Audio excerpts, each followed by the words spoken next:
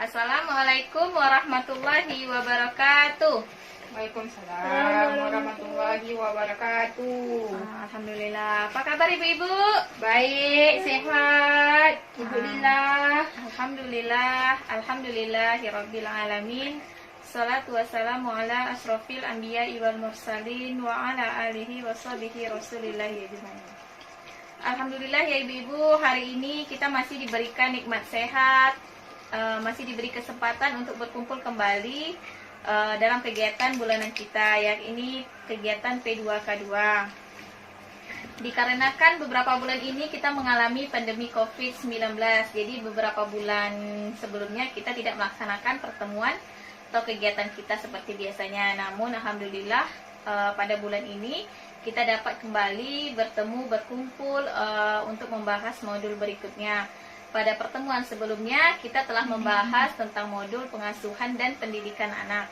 Kali ini kita akan membahas modul berikutnya, yakni modul pengelolaan keuangan dan perencanaan usaha atau PKPU.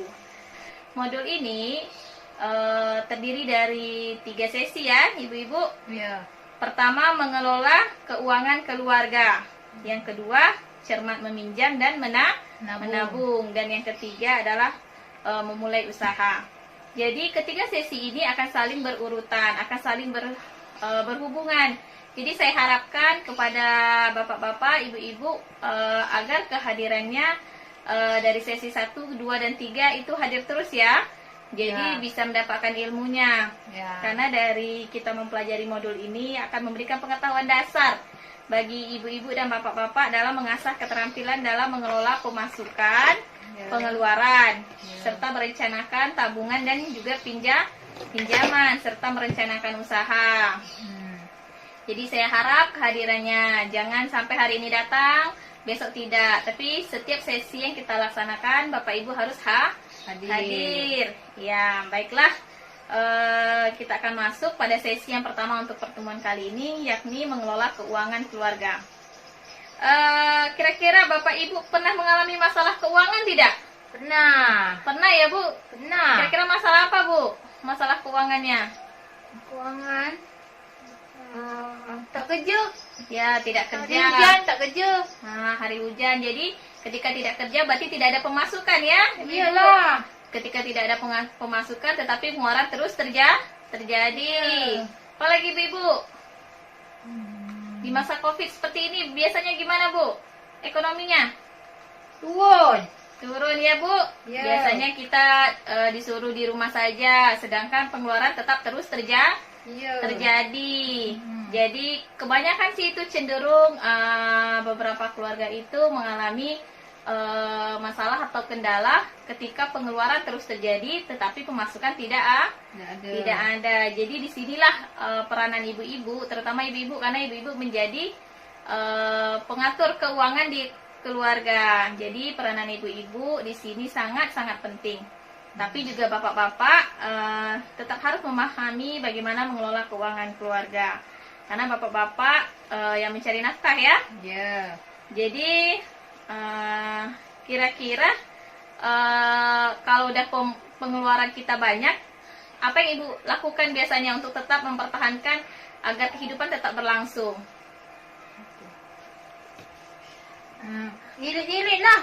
Ya, atau seperti ini Bu, kita harus pertama itu memahami yang mana kebutuhan dan mana keinginan. Apa bedanya Bu, kebutuhan dan keinginan? Bedalah, kalau kebutuhan tu kan memang harus, anak nak makan. Kan? Kalau keinginan kan bisa kapan-kapan kalau ada duit nanti bisa beli. Ya, benar sekali. Terima kasih Bu, jawabannya benar. Kebutuhan itu adalah sesuatu kebutuhan yang harus dipenuhi. Apabila tidak dipenuhi akan mengganggu kehidupan. Serta kalau dan keinginan adalah sesuatu yang apabila tidak dilakukan atau tidak terlaksana tidak mengganggu kehidupan. Misalnya beli beras itu kebutuhan atau keinginan ibu-ibu? Kebutuhan. Iya, beras itu adalah kebutuhan pokok kita. Jadi itu harus kita penuhi. Terus kalau keinginan? Keinginan kayak mau beli baju, Mau beli baju, beli sepatu, beli tas itu adalah keinginan. Jadi keinginan itu masih bisa ditunda atau diabaikan terlebih dahulu jika terjadi pengeluaran yang terlalu besar. Jadi yang kedua, bagaimana ibu menyeimbangkan antara pengeluaran dan juga pemasukan. Bagi ibu-ibu biasanya kalau cara menyeimbangkan antara pengeluaran dan pemasukan itu bagaimana ibu-ibu? menyeimbangkan Ya, pemasukan dengan pengeluaran. ya bagaimana caranya? Misalnya penghasilan bapak tidak tetap nih, bagaimana? Hari ini dapat uang, besok tidak dapat uang. Jadi bagaimana cara ibu menyeimbangkannya? Apa ya, pandai-pandai lah. Mungkin dari segi makan kali,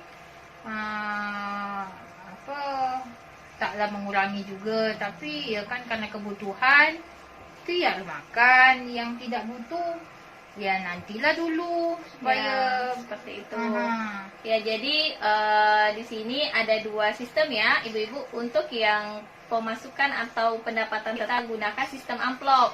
Jadi ketika bapak mendapatkan penghasilan bulanan atau musiman, biasanya ibu sediakan amplop. Jadi yang mana uang untuk kebutuhan belanja, yang mana uang untuk kebutuhan listrik, yang mana kebutuhan untuk anak sekolah dan seperti itu. Jadi ibu sudah bisa membagi-bagi ke dalam amplop.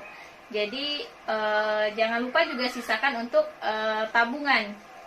Jadi walaupun bagaimana kita mendapatkan penghasilan, usahakan menabung sedikit. Karena dari tabungan tersebut kita bisa nanti untuk menghadapi ada kebutuhan yang mendesak atau tiba-tiba. Dan untuk penghasilan atau pendapatan yang tidak tetap, mungkin ibu-ibu bisa menggunakan sistem catatan harian. Misalnya hari ini kebutuhan yang paling dibutuhkan membeli beras, memberi sayur-sayuran, dan memberi uang jajan anak. Sisanya bisa ibu simpan, dan besok mungkin ada keperluan atau kebutuhan lainnya yang lebih dibutuhkan. Jadi dengan catatan kas harian ibu dapat mengetahui yang mana benar-benar kebutuhan yang harus dipenuhi dan yang mana kebutuhan yang masih bisa ditunda. Ya seperti itu ya ibu-ibu. Masih semangat ya ibu-ibu? Masih. Oke, lanjut. Jadi penting bagi ibu-ibu untuk memahami jumlah pemasukan dan pengeluaran ibu-ibu. Jangan sampai nanti pengeluaran ibu melebihi dari pemasukan atau pendapatan yang ibu terima. Biasanya tuh ibu-ibu kadang hari ini hemat, tapi besoknya tiba-tiba ada keinginan yang berlebih. Ingin beli ini, beli itu. Jadi terkadang uang yang ada atau uang simpangan tabungan pun dipergunakan untuk hal-hal yang kurang seharusnya dipergunakan ya ibu-ibu. Ya. Semangat? Semangat. Masih. Baiklah. Bapak Ibu, di sini ada flip chart nih. Stop gali lubang, tutup lubang dengan pengelolaan uang yang tepat. Ibu tahu nggak arti gali lubang atau tutup lubang seperti itu? Seperti lagu Rhoma Irama. Gali lubang, tutup lubang. Apa maksudnya ibu-ibu? Apa? Mak gali lubang, tutup lubang? Ya, ketika gini loh ibu-ibu. Misalnya ibu ada kebutuhan yang mendadak. Kan ini anak-anak mau masuk sekolah nih ibu-ibu. Iya. Tapi tabungan ibu tidak mencukupi untuk anak ibu masuk sekolah. Jadi terpaksa ibu meminjam uang dengan jumlah uang tertentu.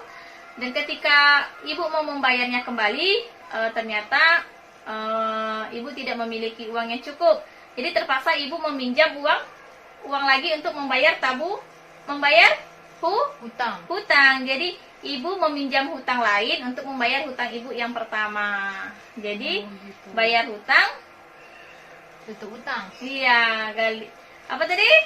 Gali lubang, tutup lubang. Iya, gali lubang, tutup lubang. Meminjam hutang satu, minjam hutang kedua untuk membayar hutang yang pertama. Jadi ibu seakan-akan berputar dalam rolling hutang terus menerus. Itu kenapa Bu kalau kita berhutang terus menerus itu Bu biasanya? Ya karena pengeluaran terlalu besar. Pengeluarannya melebihi pendapatan Bapak Ibu. Oke, baiklah ibu-ibu masih semangat ya?